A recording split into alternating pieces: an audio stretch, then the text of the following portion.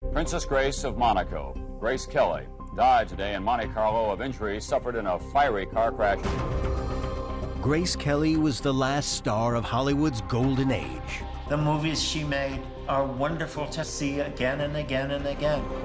Her movies and later role as Princess Grace of Monaco established her as an iconic beauty.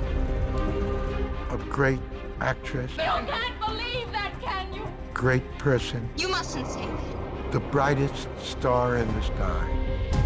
But the luminous smile that lit our screens camouflaged an inner sadness.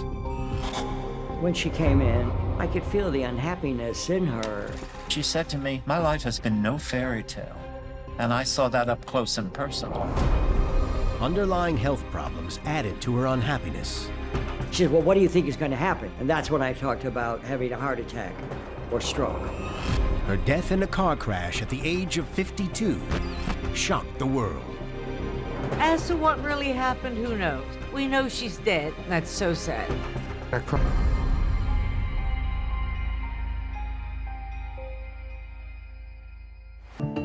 Grace Kelly died in a car crash in 1982.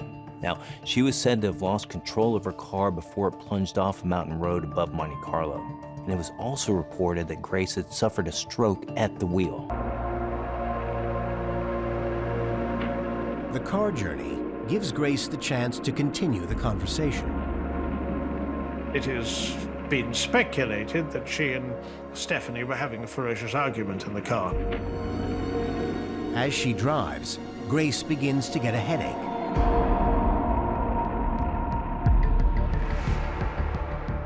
Whether or not Grace's headache was brought on by an argument, I really can't say. But I can see that it was not a one-off. Some reports suggest she'd been experiencing headaches for years, possibly since the age of 12. Now, unexplained headaches are one of the symptoms of a stroke. The pain is brought on by reduced blood flow to the brain due to either a blood clot or even a ruptured blood vessel. Monaco in the 1980s is a very different world from the one into which her mother had emerged. Grace Kelly was born in 1929 into a prosperous Philadelphia family. She was the third of 4 children, and in a home with a strict pecking order, she was definitely at the bottom. They belittled her. She was the least appreciated of the children. Grace's ambitions didn't fit with her parents' elevated idea of the Kelly family's status. Her father said that being an actress was step up from being a streetwalker. Her ambition might have died there had it not been for her uncle. Her father's brother was the great American playwright George Kelly. Grace enrolled at the American Academy of Dramatic Arts in New York. Tuition was substantial. She paid for this herself. She would not rely on her family for financial support. And she worked her way through her tuition by getting jobs as a model. But she hated her performance. But Grace's performance had been good enough to attract the attention of director Alfred Hitchcock. And it was with him that her reputation grew in a period of intense creativity. In 1955, she starred alongside Cary Grant in Hitchcock's more whimsical To Catch a Thief. But rather than having a rest, Grace Kelly was about to sign up for the most significant and grueling role of her life: marriage to Prince Rainier of Monaco. Grace met Rainier in 1955, when she had been at the Cannes Film Festival promoting her film Country Girl. You can't believe that, can you? For which Grace had won the Academy Award for Best Actress.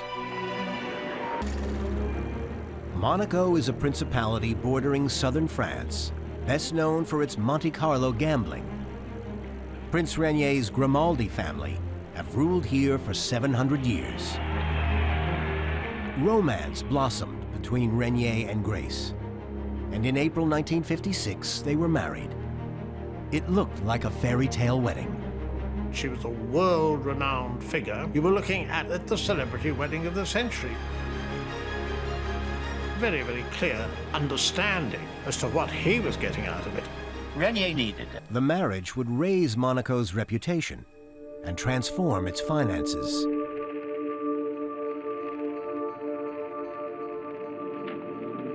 Now, 26 years later, in September 1982, Grace is behind the wheel of her car on a twisting mountain road above Monaco. The stresses of Hollywood had disappeared in the rearview mirror. But as Princess Grace of Monaco, she had inherited a whole new set of pressures, which made her lose control of the car. Now, I want to know if there was an underlying cause for her stroke. And I can see here that there is something significant in her medical history, which might offer an explanation. High blood pressure or hypertension. This is a very significant risk factor for stroke, so I want to know what might have caused Grace Kelly's high blood pressure. In the first instance, I understand she was not a healthy eater. Grace may have been a princess, but when she got the choice, her diet was pure Philadelphia junk food. You have this stunning, elegant princess whose favorite meal is like a cheeseburger. Burgers, blood sausage, fried chicken. Grace's dietary preferences were invariably fattening. But these were not the only dangers in her lifestyle. I understand that Grace also liked to drink alcohol. She drank vodka on the rocks, and when we were together, we drank wine. So I can't entirely rule out alcohol as a possible contributor to her hypertension. And I can see here that her doctors were treating her hypertension, but apparently not successfully. Her marriage had been sold to the world as a fairy tale. Her life as a princess had proved to be very different. You've got a young girl from Philadelphia being sort of thrown into the protocols of royalty. She found herself often exhausted, and she found herself in... Actually, it was much more transactional than that in some ways. He had ideas about what a wife should be, how she should act, how she should be as a mother, and he saw himself as the head of everything, really. Some of the demands that were put on her sort of hark back to sort of Renaissance Italy. She's actually requested to provide a dowry, in effect, of $2 million. Grace also had to undergo a bizarre pre-marriage medical exam to ensure she could produce an heir. Monaco's continued independence from France had strict conditions. Renier needed to be the father of an heir. If Monaco did not have an heir, the country would return to France on his death. Grace passed her medical exam and did her duty by French constitutional law, rapidly producing 2 children, an heir and a spare. But I can see here that there is something potentially significant in Grace's history of pregnancies. I said, please listen to me. Get out of this marriage. You're very unhappy. It's not working. Lonely, depressed, lost. Those are the 3 words I would use with her. She was definitely a bird in a gilded cage, and she couldn't get out. At the end of the session, Grace got up to leave. And she stood right there in the doorway, and she looked at me and she said, you know, you're amazing, but there's one thing you didn't tell me. I said, what's that? And she said, will I die in a car? Swear to you, will I die in a car? And I said to her, what makes you think you're gonna die in a car? She said, I have a premonition, and I've had it forever. And she said, it'll be on the road in Monaco, going back to the palace. Frank Andrews' story takes on an even more foreboding quality seen alongside a famous scene in which Grace Kelly appeared in her 1955 film, To Catch a Thief. The scene is supposed to be the road that she was driving when she crashed. It's really ominous. It's hard to watch that film. Very hard. It's impossible now to look at that famous scene and not think of Grace Kelly's fate. There's an old saying that it was meant to happen, or meant to be. It was meant to be from the beginning of your life. And rather than the comic independence shown by her character in To Catch a Thief, Grace exhibits all the signs of the nervous and unconfident driver that she is. The only independent witness to what happens next is a truck driver just behind the Rover. The truck driver said that he saw the car behaving in a bizarre way. He saw the car head towards a bend in the road. No one appears to be braking. The car is completely, as he sees it, out of control. The car swerved and went over an embankment. Could hardly believe what he was seeing. It goes straight over the cliff, and it falls 120 feet.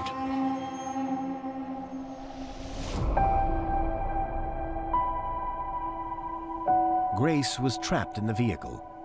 Stephanie dragged herself free. Grace Kelly was eventually taken to the hospital in Monaco that had been named after her. The early reports were optimistic. And yet, within a day, Grace Kelly would be dead, with news of the fatal crash making headlines all over the world. I want to know what happened in those critical hours after she had been admitted to the hospital. Grace had sustained immediate and severe head trauma.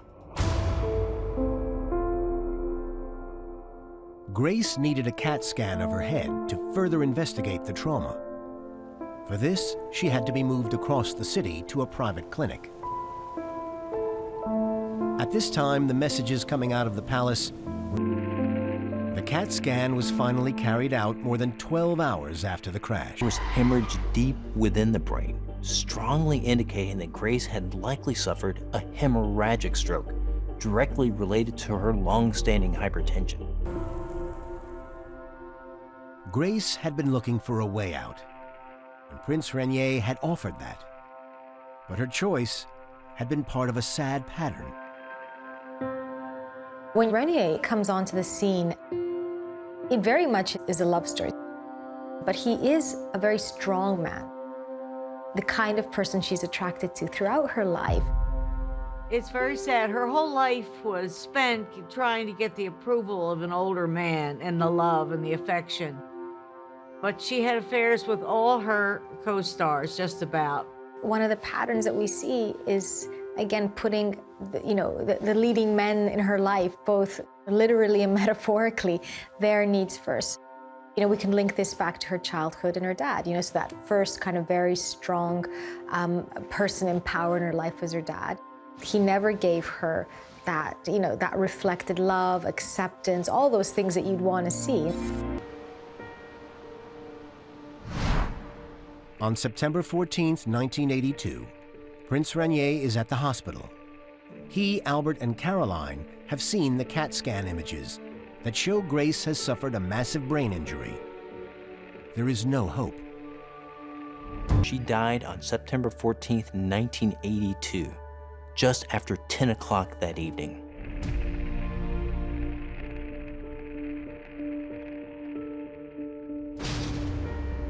Her death was headline news around the world. Grace Kelly, dead. Great American icon who became a princess that everybody loved and died in a car crash.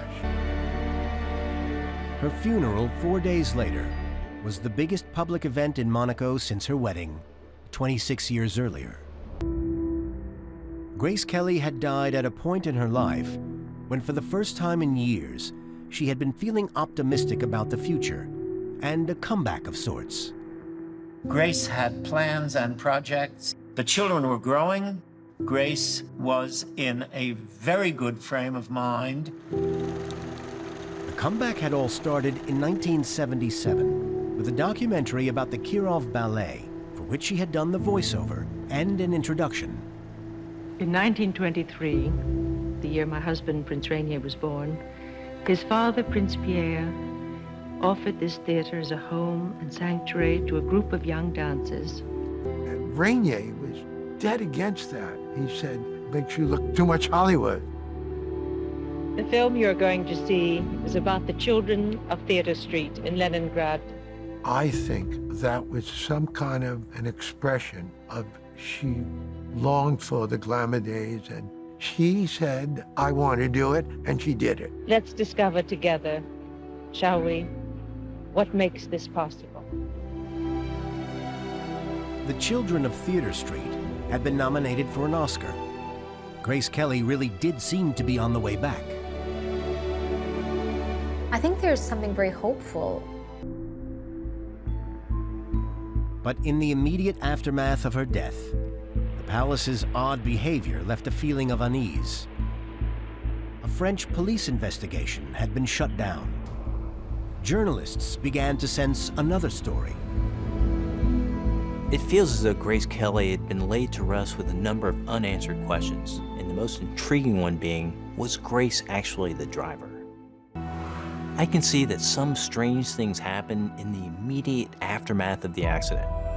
It made investigating the cause of it very problematic. When news of the crash came in, the French police set up an investigation. This was normal procedure. But with Grace fighting for her life, the palace had delivered a note to the investigators pointing out that legally, no member of Rainier's family could be interviewed. In any other investigation, the police would have spoken to the passenger, Stephanie, and they could have tested the driver, Grace, for alcohol and drugs. In due course, her death would have been followed by an autopsy, and none of those things were done in this case. And the fact that she crawled out of the driver's side would have given rise to a great deal of speculation. The world's press wanted to know, why would Stephanie be climbing out of the driver's side? Had she been at the wheel? Add this to the fact that Stephanie had not attended her mother's funeral, and you had the makings of a sensational story. But what looked highly suspicious had innocent and mundane origins. When she died, their press officer was on holiday, and they didn't manage the news in any way at all. It wasn't treated as an accident, more as an administrative problem. I think the palace's intention to protect Stephanie was counterproductive in the sense that it permitted conspiracy theories to flourish. She would not be pleased if we were to think of her only as this breathtakingly beautiful woman on the screen. To use one of her phrases that she yearned for, she wanted to be a good gal.